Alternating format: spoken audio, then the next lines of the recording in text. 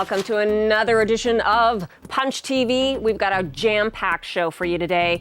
We have special guests Lauren Gulka and Nathen Wahl, and they're here to talk about their comics. And we also have on the collector, Paul Mamer, who has a huge 4,500 issue comic collection. So Tony's going to talk to him about that.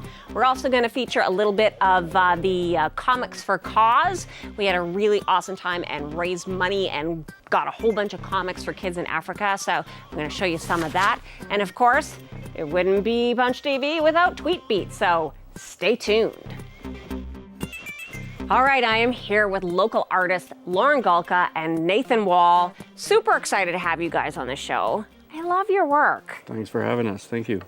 So Lauren, you've been under the tutelage of Nathen for a couple of years now. Tell me a little bit about how you guys met and what your experience with comics has been.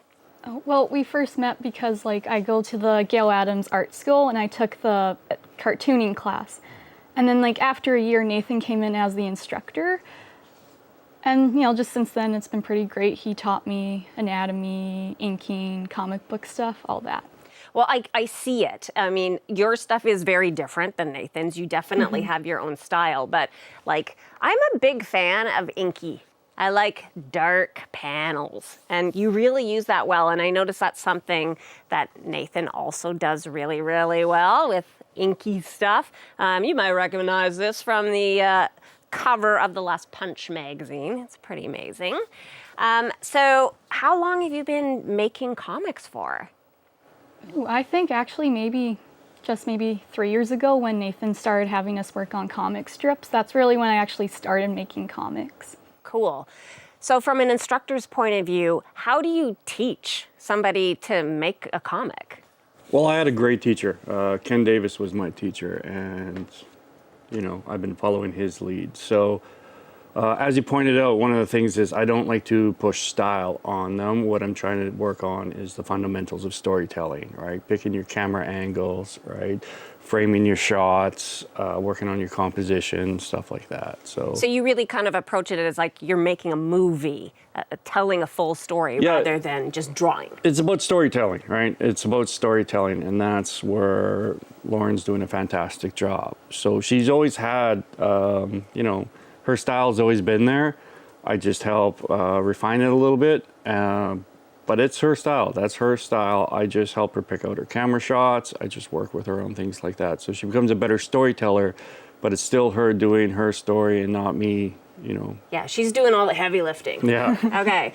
Well, that's awesome. And it's always nice to get different point of views. Now, I understand that you had a really good experience at Sask Expo this year, and you actually were so brave, and you took your work in and encountered some of the other artists for advice. What was that like? Oh, it was terrifying because you have all these talented people with their work, and then here I am just coming up with my binder filled with art made by a high schooler, just asking, hey, can you please look at it and tell me what you think about it? And I don't buy anything from them, so I'm just taking their time.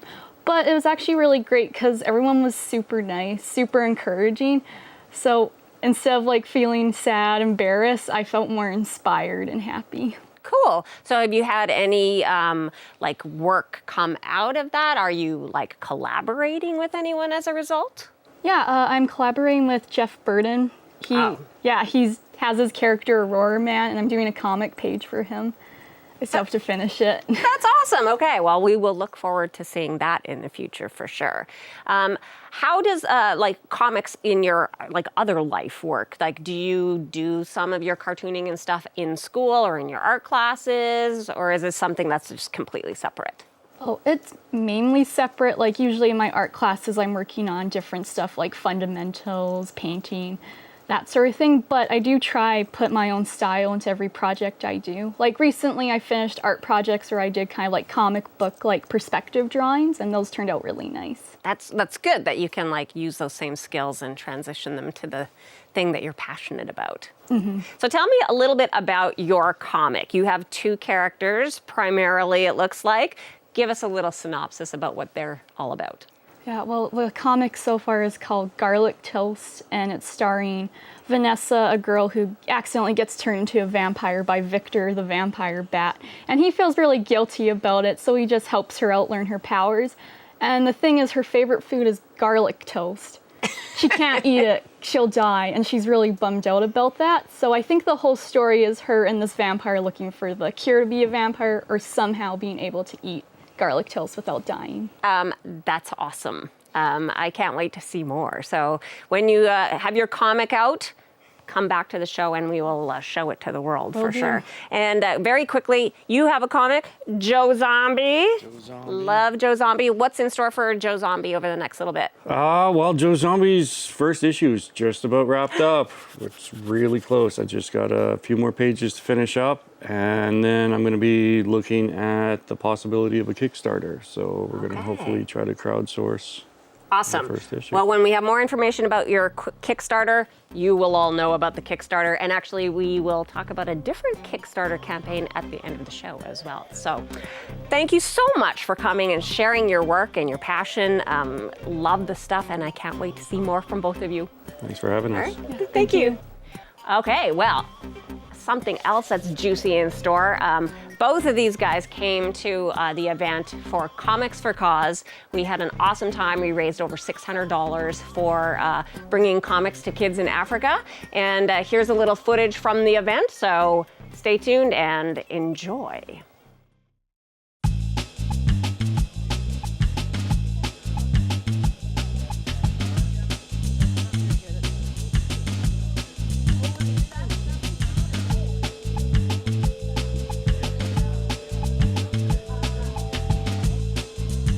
Well, I did talk to Joel, and yeah, he gave me the story on how he was working with these kids and stuff, and I haven't seen his tattoos, but he's got superhero tattoos, so these kids would come and they'd be like rolling up his shirt sleeves and be like, well, who's this? And pointing at his stuff. So he spent a lot of time explaining who these heroes were and all this kind of stuff, and realized that, you know, they have no idea. They've never been exposed to this kind of stuff.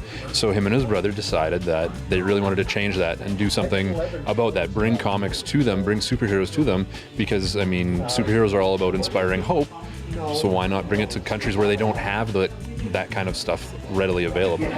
It gets them some hope, and literacy is always a good thing. Artwork's always good. How many of us here, when we were teenagers, felt neglected? So you open up a comic book and you see some hope and you see something amazing happening, right? My family's very passionate about Africa. My wife was a missionary in Africa for 3 years before I met her, and so and eventually we're probably going to end up back there. So if I could do something with my art that was similar to what my wife has already dedicated a big chunk of her life to, I was very happy to be a part of that. What compelled you to take from your own collection and bring them down today? Well, we saw this thing online on Instagram, and we were coming to town anyways, and so, you know, I thought we should come here and donate. It's pretty great. And how about you? What do you like about comics? I like they just take you to an imaginary world. Like, what's gonna happen next? Oh. You never know what's gonna happen. Well, I know that I just loved the comics when I was a kid. It was a great visual medium for me to read, and I just loved the comics, and I was a big fan. And I was thinking about how if kids around the world haven't had that experience, it would be like, oh man, I would love to open that up for them. So I thought, wow, this is a great thing. I'm going to come down and support the event.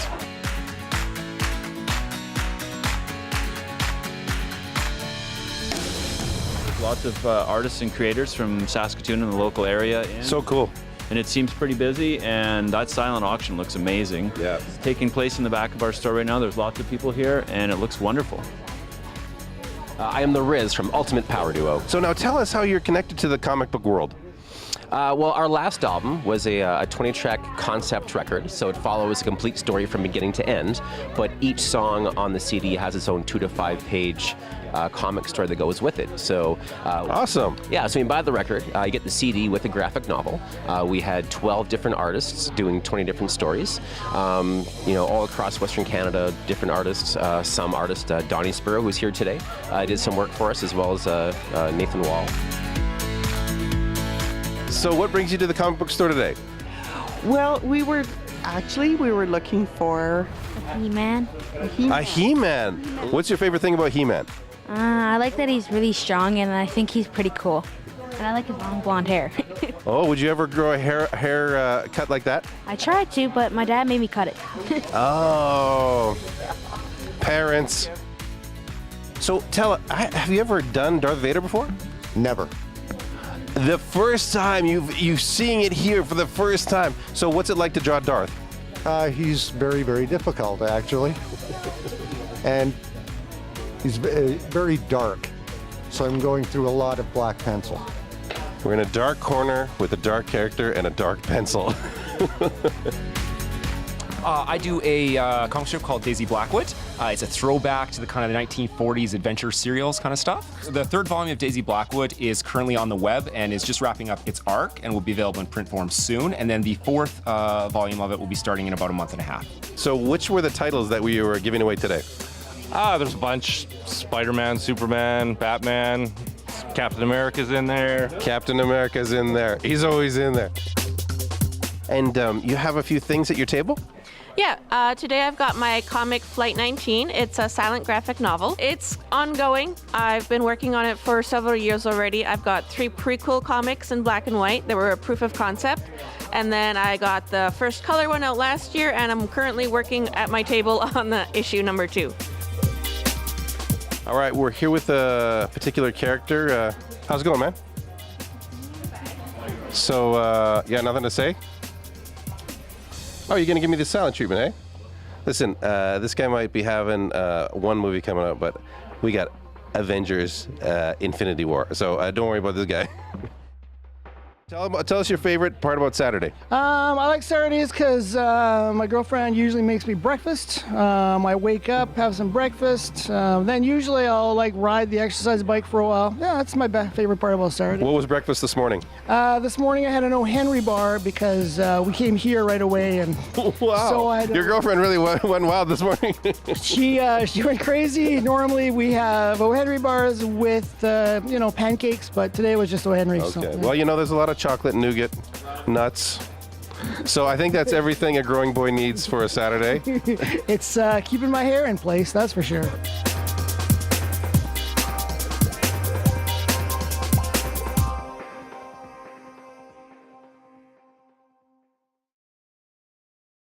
Punch TV is brought to you in part by Amazing Stories, providing Saskatoon with comics, games, toys, graphic novels, t-shirts, and more for over 22 years. Online at AmazingStoriesComics.com, in person on 8th Street in Saskatoon.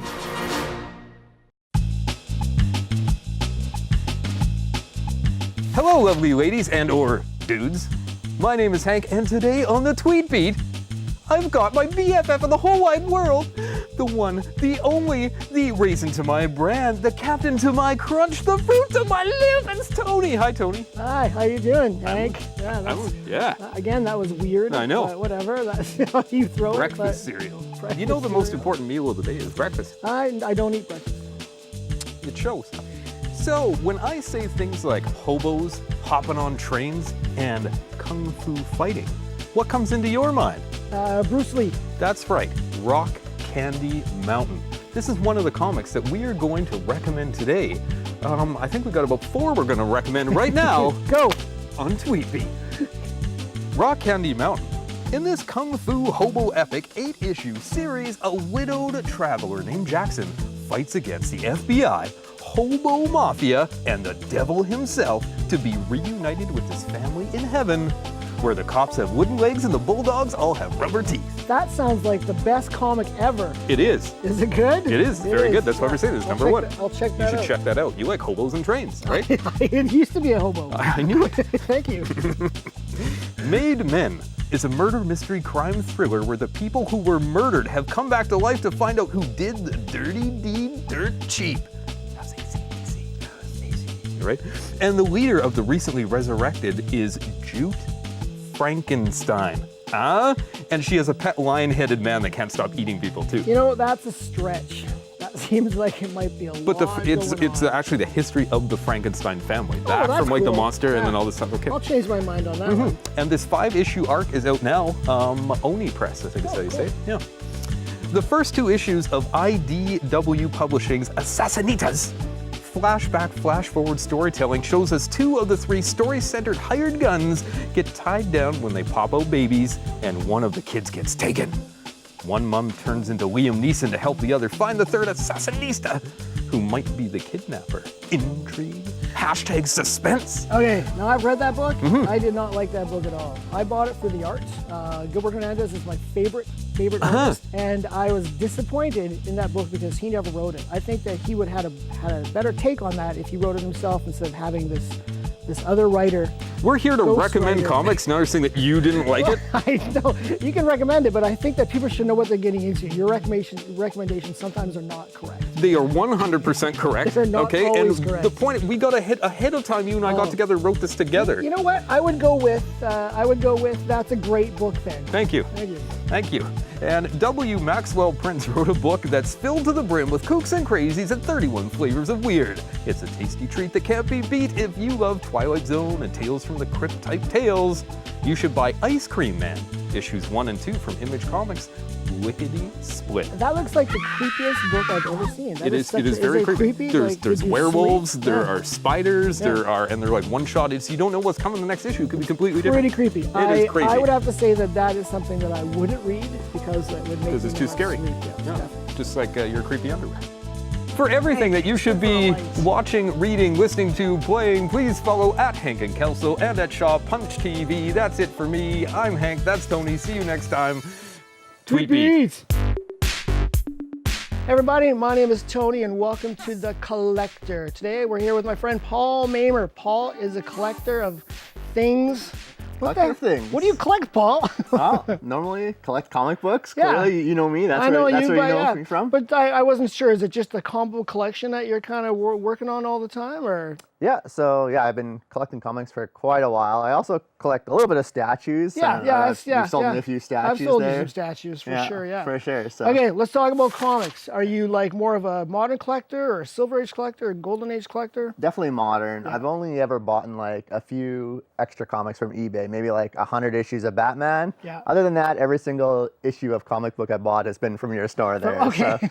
So. And okay, so now I want to get into the thing about collecting. So when did you start actually buying comics? Yeah, so I was thinking about this on the way over here. I think I started collecting when I was in university. Yeah.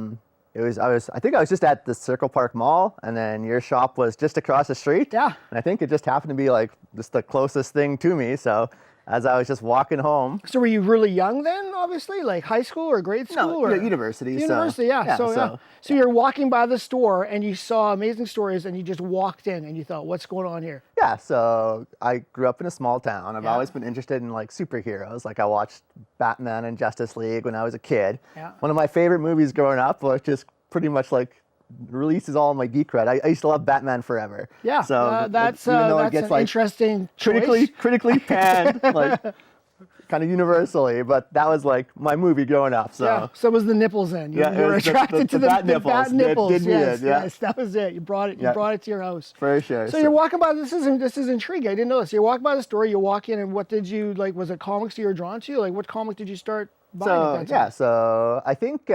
I forget his name, but he had like a big beard and a toque. Derek was there, yes. Yeah, so Derek was working, and I think he was the first guy that talked to me, because I was just kind of wandering around the store. And then he asked me like, what are you up to? Like, keep in mind, the store is pretty small at that point, like it was pretty much just a corridor. So you thought you were stealing that? Maybe, just university kid, dude. Walking in and not buying big anything. Coat, exactly, just looking around. So you gotta ask me what I was interested in, and so I said Batman. Batman has always been my thing growing up, like I said, the movie or whatever. And the first comic I ever bought was Batman 608, so that was the beginning of Batman Hush. Yeah. And Jim Lee Hush, for sure. That was a great story arc. That was a good place to jump on because it was exciting. Exactly. It was a new book that had great art and it was a good story, Exactly. Yeah. So Batman 608 was the first one I ever bought, and I came back, I think maybe, I didn't even know how comic books worked. I didn't know if it was like a weekly thing, a monthly thing. Like I said, my experience with comic books growing up in Meadow Lake was whatever was at the grocery store, Like I owned probably like 10 comics before that, and it was all like the the grocery store ones, you know, like just the one shots, and that was it. The bent corners and the spines are broken because they're sitting on a rack for a long time. Yeah. Exactly, like ketchup on them. Yeah. Yeah, for sure. Ketchup.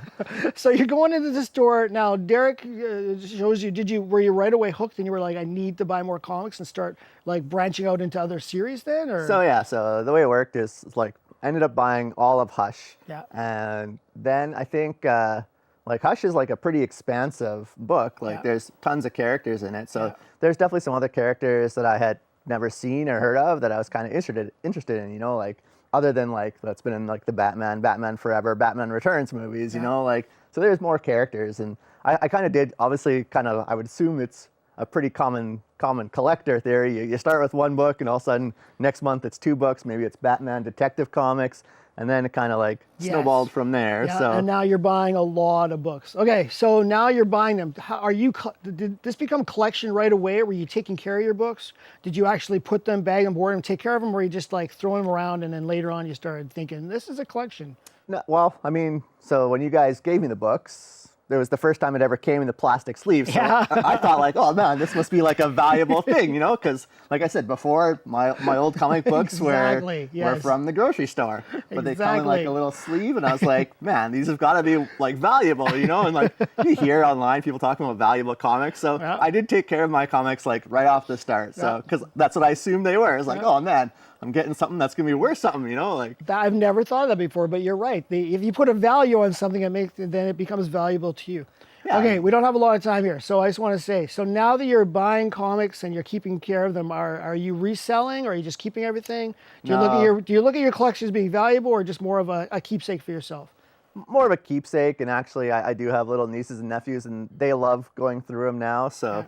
Actually, my little nephew just started collecting Super Sons in Calgary, so that's his go-to book. So, and then same deal happened. Like a crossover happened just recently where he had to pick up Superman and Teen Titans. Yeah. And now he's asking his dad about Teen Titans. And now he knows. And that's the beauty of comics. Well, thank you very much for coming by today. That's like really the best story that we've probably had on the show. Sorry about anybody else who's on the show. Yeah. But yeah, that's awesome. Well, congratulations. I'm glad your collection is growing and you're enjoying it as much as you are. Cool. Yeah. Cool. Thank you very much. All right. Thank you.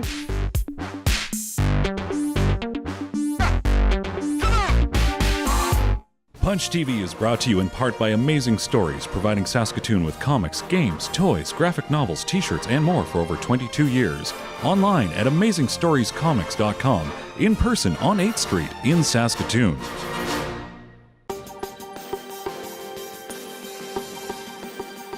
What up, movie lovers? I'm Craig Silliphant, the Movie Geek. This month, on the 29th, is the release of Steven Spielberg's Ready Player One, based on the book by Ernest Cline. The story is set in a dystopian future and follows a kid named Wade Watts as he searches for an Easter egg in a virtual reality game that will lead him to inherit a fortune. This got me thinking about all the movies out there that deal with the concept of virtual reality.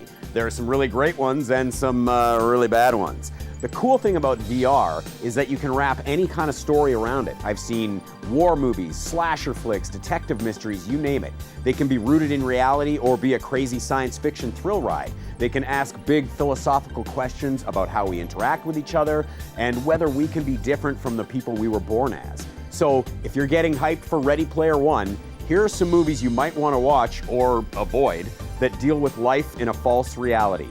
Let's get some of the stinkers out of the way. A lot of them came out in the 1990s. In fact, the 90s was the biggest era for VR movies because special effects were starting to catch up with science fiction ideas and because of the rise of gaming systems like the PlayStation. Heck, you even had the holodeck on Star Trek The Next Generation showing us the possibilities. But there were a slew of terrible 90s VR movies. The 13th Floor, Johnny Mnemonic, The Lawnmower Man, Virtuosity, Brain Scan, Disclosure, they just keep coming. Most of these movies showcased effects over stories, and lots of the effects don't hold up today. That said, there was some good stuff too. Of course, we might as well talk about the virtual elephant in the room, The Matrix, which even starred Keanu Reeves from Johnny Mnemonic. It was a groundbreaking, box office giant and one of the few good Keanu Reeves movies. It posited that we're all working and living in a simulated reality that seems normal, but our bodies are actually in weird tubes and we're being used as batteries for our sentient machine overlords. What? It could happen. Another cool one from 1998, a year before The Matrix, was Alex Proyas' Dark City, a movie that Roger Ebert championed. It doesn't have VR machines you strap yourself into, but it does have Rufus Sewell running around in a nightmarish reality trying to figure out what's going on with a twisted puzzle of a city. One of my favorite movies from the 90s, VR or not, is Strange Days from director Catherine Bigelow, who'd go on to win an Oscar for The Hurt Locker.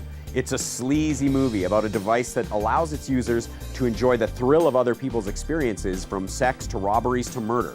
There was also 1990s Total Recall with Ani, about a construction worker that keeps having dreams about Mars and a mysterious woman that turn out to be implanted false memories. Canadian director David Cronenberg also dabbled in simulated realities, first with Videodrome, where James Woods is experiencing a bending of reality thanks to weird TV signals, and of course Existence, a body horror movie where the PlayStations look like fetuses. It's a paranoid thriller about a game designer who goes on the run when a terrorist group attempts to assassinate her. It has one of the best VR movie themes, where you start to lose track of what's real and what isn't. Unfortunately for it, Existence also had the misfortune of being released the same week as The Matrix, and it was crushed in real life. Moving out of the 90s and into your dreams are two really fun movies, Inception and Dreamscape. Dreamscape is from the 80s, and Inception was a Chris Nolan post-Batman film. Both are about controlling the reality inside people's dreams to accomplish your own ends. In terms of modern VR movies, there's junk like Gamer or the Tron sequel, but one of the places it's been done the best is actually on TV. The Black Mirror explored virtual reality in several episodes, from the video game-centric episode Playtest to the award-winning love story San Junipero. And finally, one of my favorite VR movies is the 1973 Werner Fassbinder movie, World on a Wire. The 13th Floor was sort of a remake of this movie. It's about people working to build a simulated reality who realize they themselves are in a simulated reality. Murder, body switching, philosophy, this is some next level stuff. Hey, look at the time. I gotta go. I'm late for an appointment in another reality. Don't worry, it's not full of aliens or murderers. It's a pretty boring reality, and that's why I like it. Enjoy these recommendations and Ready Player One. I'm Craig Silliphant, the Movie Geek for Punch TV. All right, I want to tell you about a little Kickstarter campaign that is happening. My pal Graham Williams and Justin Schaff, they're doing a comic called Frankenstein, A World of Gods and Monsters. And basically, it's been about 200 years since a lightning bolt gave Frankenstein the gift of life. You know, he's tried to be a good guy. He's got some family issues, but of course he's Frankenstein, so he's been labeled a monster and kind of shunned by society. So he's working really hard to change all of that. He's working as a monster hunter to try to distance himself a little bit from the label, and he's doing what he can to try to connect with his family and sort of discover a sense of normal. So the comic goes into the details of like means to an end. What is it to be a man? What is it to be a monster? And then there's this corporation, and it gets all tied up in details. I don't want to give everything away. I want you to discover this for yourself. They're looking for dough. If you feel like you want to get on board with this, it's kind of a cool thing. And if you want to check out the Kickstarter campaign, it is Frankenstein, A World of Gods and Monsters, and it is being made by locals Graham Williams and Justin Schaff. So just wanted to put a plug in for those guys. And that wraps up another episode of Punch TV. A big thank you to Nathen and Lauren and Paul. Of course, a big thank you to our cast and crew, and thank you to you for watching. And in the meantime, keep your dukes up.